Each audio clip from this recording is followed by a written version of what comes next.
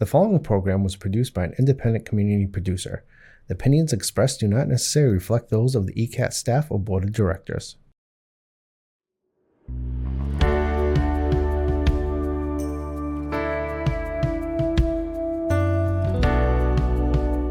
Giving a voice to the voiceless, pulling stories out of the shadows and putting them under the spotlight, making sure that each person is valued and cared for.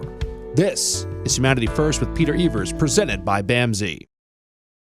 Hi, everybody. My name is Peter Evers. I'm the host of Humanity First. Thank you very much for tuning in. Today, we're going to be talking about Transgender Day of Remembrance and what that means. And we're having an amazing guest on the show. Her name is Emma Allard, and she is one of our trans health navigators here at BAMSI.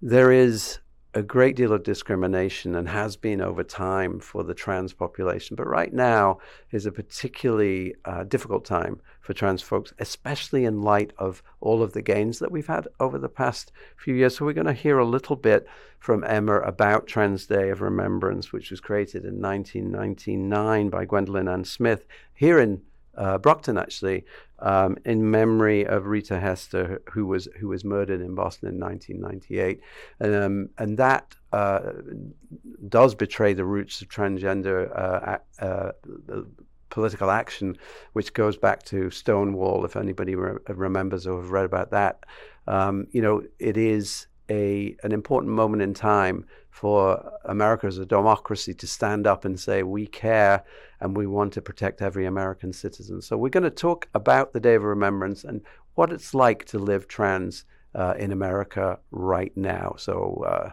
we'll be right back. Hi, I'm Jamie. I'm an essential worker here at BAMSI, and I'm a nurse. Nurses are essential here at BAMSI because as nurses, we really have the opportunity to make an impact. We have very small ratios, so we have the opportunity to really learn everything about the person served and be able to give the best care. It really serves such a great purpose for me as being a nurse and really why I came into nursing. Learn more about nursing opportunities at bamsijobs.org. Giving a voice to the voiceless, pulling stories out of the shadows and putting them under the spotlight, making sure that each person is valued and cared for. This is Humanity First with Peter Evers, presented by BAMSI.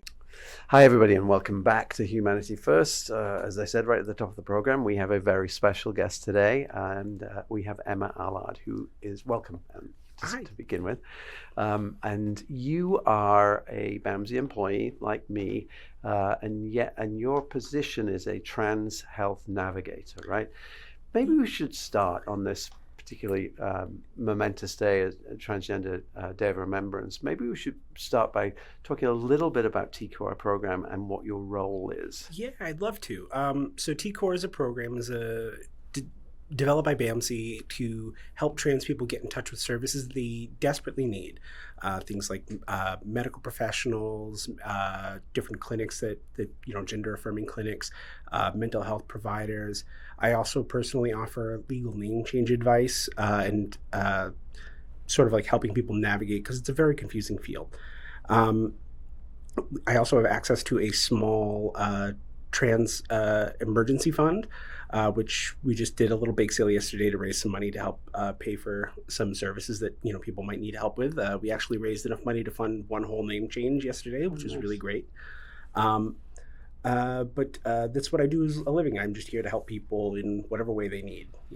Yeah, and that help, I'm sure, is much appreciated in an ever-changing world, right? And there's a couple of things I want to get to relative to what's going on at the moment. But if we can for a second, can we just talk about what's going on in the world in terms of how you're interpreting it? We spoke a little bit about this morning, and I think it's really important that people hear what it's like to, and I use this expression a lot, and I try not to be political about this, but what it's like to have a government in this country which is legislating or attempting to legislate out of existence. Yeah, it's a hard time to live as a trans person. I don't think there's been an easy time to live as a trans person in history, but it's especially difficult now. Just about every day I see new articles, new legislation being introduced that is restricting our access to healthcare, restricting our rights. There was just even more news recently about restricting our access to getting passports. Passports are now, you're required to have your passport match whatever's on your birth certificate. So that is a huge barrier for people. And it kind of makes it more dangerous when you're traveling. If you are then traveling, and if you don't want it to be visibly known that you're trans, if you have to have travel somewhere where it's not friendly or safe for you to be trans, it can be hard at, changing your passport like that. It's a very disheartening thing to see that the government that is supposed to step up and provide for people, the government's job is to work for its citizens, is specifically targeting a very small population of its citizens. About 1 to 2% of Americans are theorized to be trans, yet we have an intense focus on legislating us out of our care and out of our rights. Which is an extraordinary thing if you think about it, because there are so many things that go on in the world that are dangerous to us. You think about our foreign policy and how, that has a real and direct threat to the people of this country. And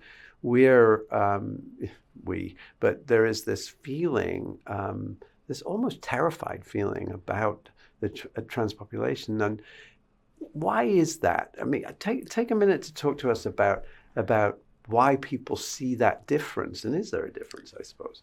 I think it kind of harkens back to when you think about things like the gay panic of the 1980s.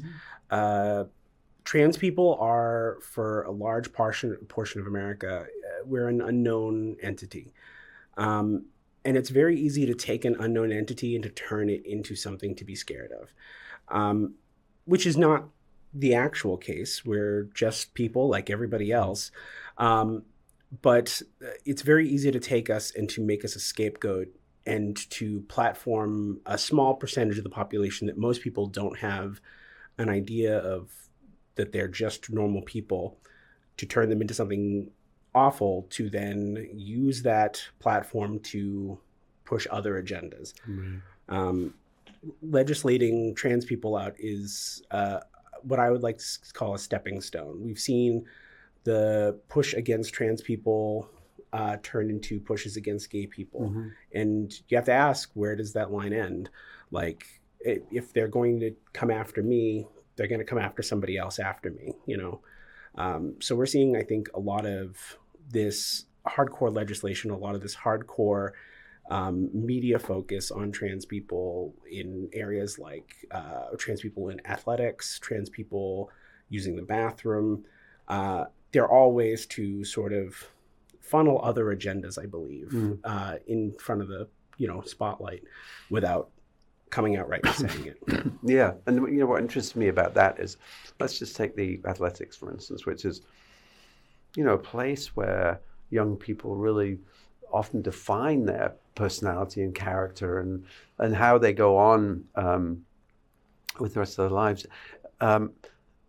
What is strange is that Charlie Baker, who used to be the governor here in Massachusetts, is now the head of the NCAA. I think he is, but when he said this thing is, this is not an issue in athletics. This affects 0.0 something percent of the people. Why are we spending so much time on this? It does seem a bit of a dog whistle to certain people, and I like the way that you're framing this. That if it is one group of people, this sort of intersectionality issue, then there'll be another group of people who are sort of othered by the majority, if you like, and I don't even think it's the majority, but by people who feel as if they're losing control of the dominant paradigm in their culture. Yeah, taking it back to what Charlie Baker said, it's less than 10 athletes out of the 500,000 or so college athletes but it's a big deal because it's easy to take that small percentage of the population and make them a target. Right. And then using that to write in laws that let you do broad strokes against multiple different people. You see it all the time with with bathroom issues.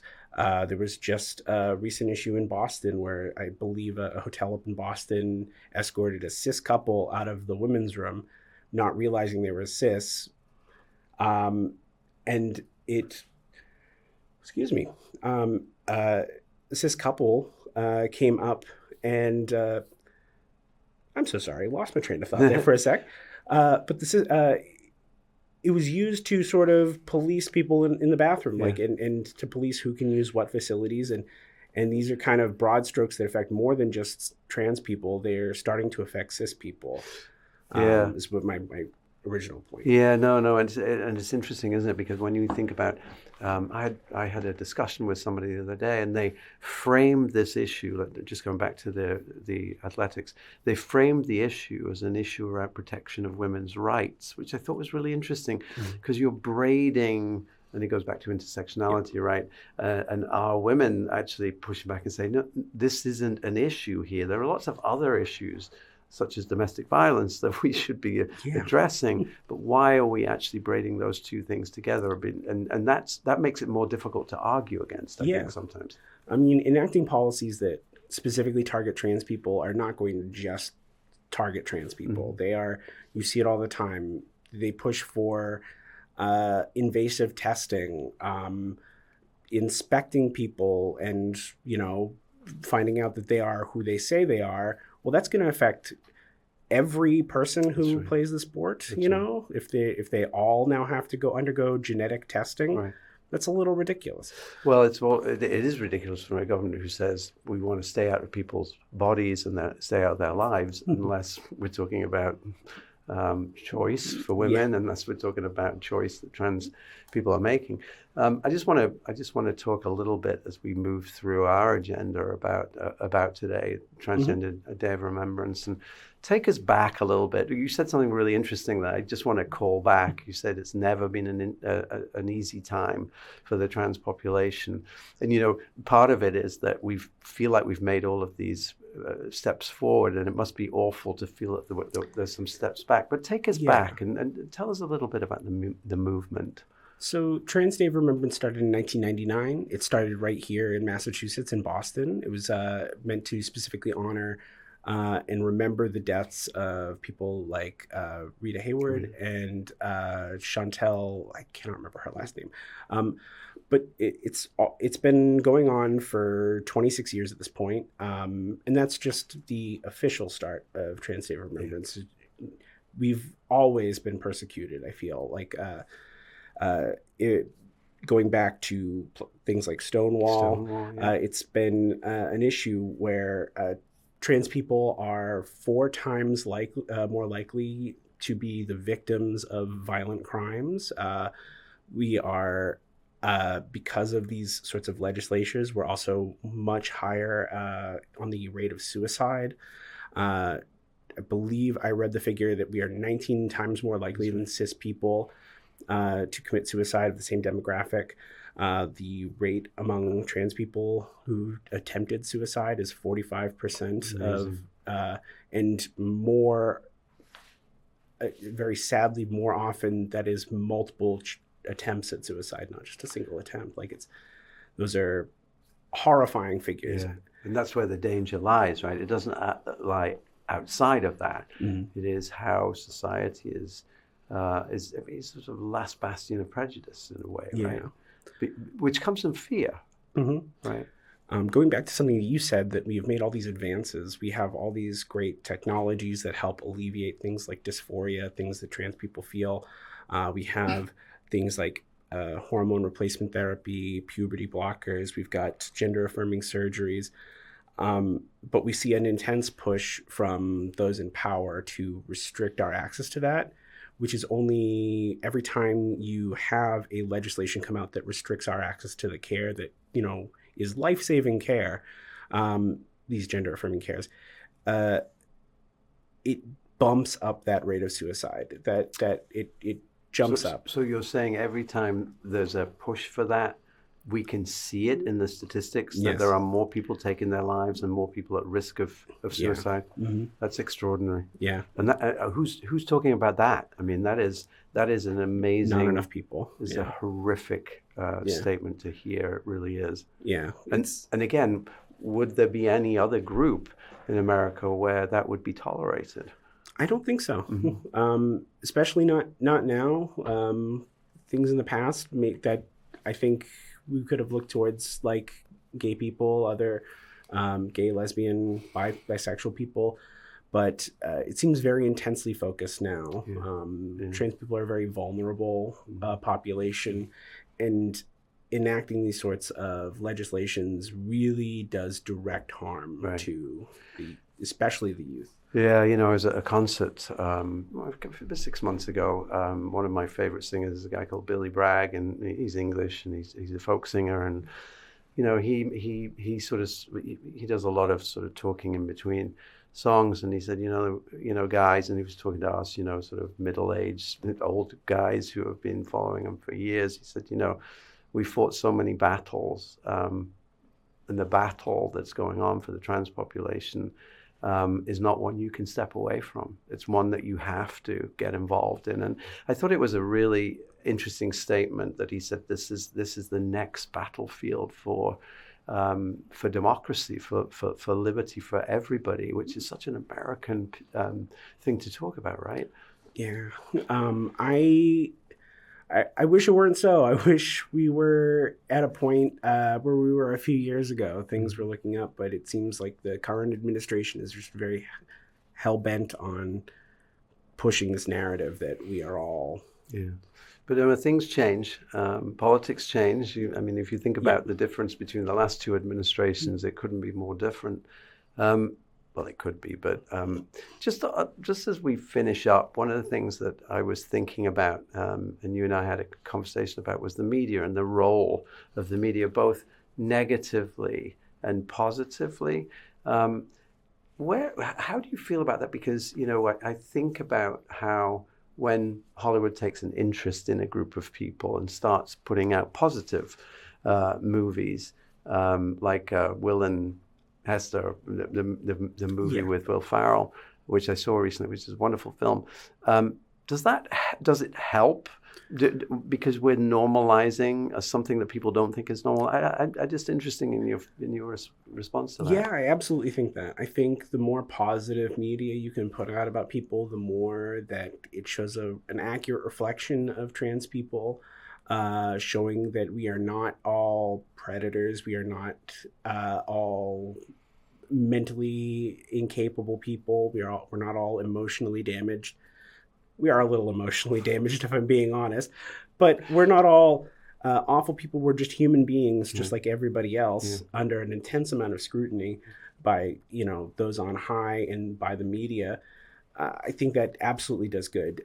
The first, as we live in a democratic society, court of public opinion, I feel, really holds a lot of sway, and changing that public opinion starts with giving good representation to people.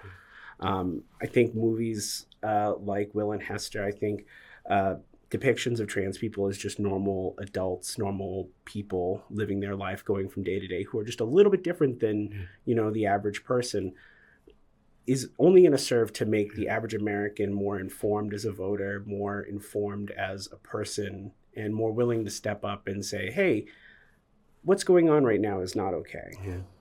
You know, there's one piece in that movie that is so touching, because they're in the middle of the Bible Belt, you know, and they're watching a football game. And there's a guy, happens to be an African-American guy, with his kid. And they engage in a conversation that goes on, 10 minutes, and they're sharing stories. And Will Ferrell says, this is my friend who is trans. And there's this moment, and the guy says something like, yeah.